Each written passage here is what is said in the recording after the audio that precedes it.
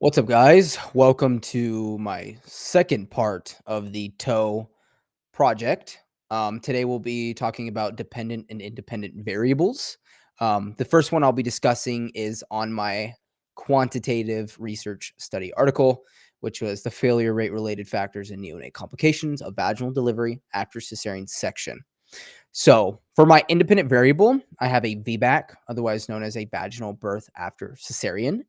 In this study, this is the intervention that is used to monitor all the other dependent variables because alone the VBAC stands on itself as the intervention, whereas the dependent variables is dependent on our VBAC. So for this article in particular, I'm going to discuss the dependent variables, which is the rate of VBAC. So how prevalent and how often are VBACs occurring compared to C-sections.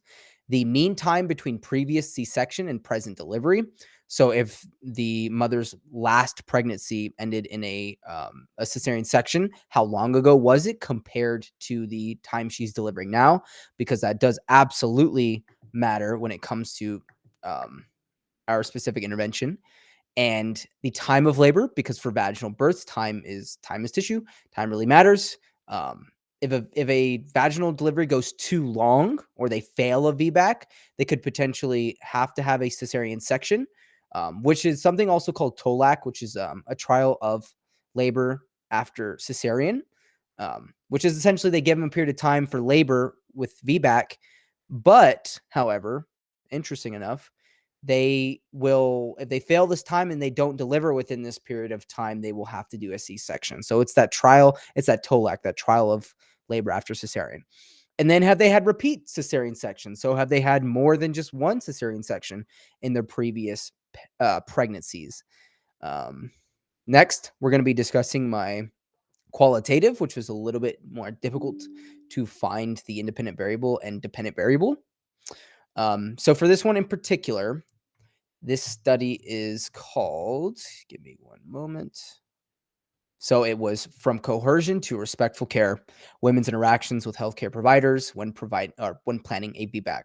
So in this case in particular, the independent variable that stands on its own or the intervention is the planning of a VBAC. The woman wants to plan to have a VBAC, and the dependent variables will be: do they are they successful with the VBAC? Are they going to go with the VBAC? What factors are influencing these women in deciding to do a VBAC or not? So for my dependent variables, I have women's birth decisions. If they decide to change their mind last minute and go for a cesarean section, they can.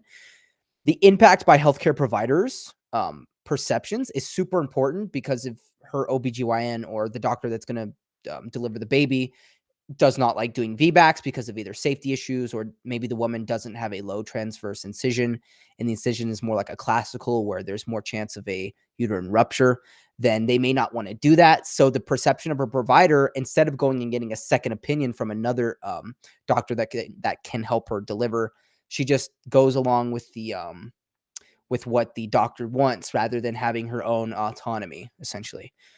Positive interactions. So is the notion positive about VBACs? Are they successful? Should she go through with them? Um, does her provider encourage VBACs? And the same thing can be said for her negative interactions. Does her doctor not want her to do a VBAC because of specific reasons? There is studies that do show that there is positive outcomes as far as maternal mortality and neonate mortality and morbidity when it comes to doing VBACs compared to repeat cesarean sections. But every doctor and every practice is going to be a little bit different. So it's a good idea for these women to go and get a second opinion if they truly do want to do a TOLAC or a tribal of layer after cesarean and potentially having a vaginal birth via a VBAC. Thank you guys for your time, and I will see you guys in the next one.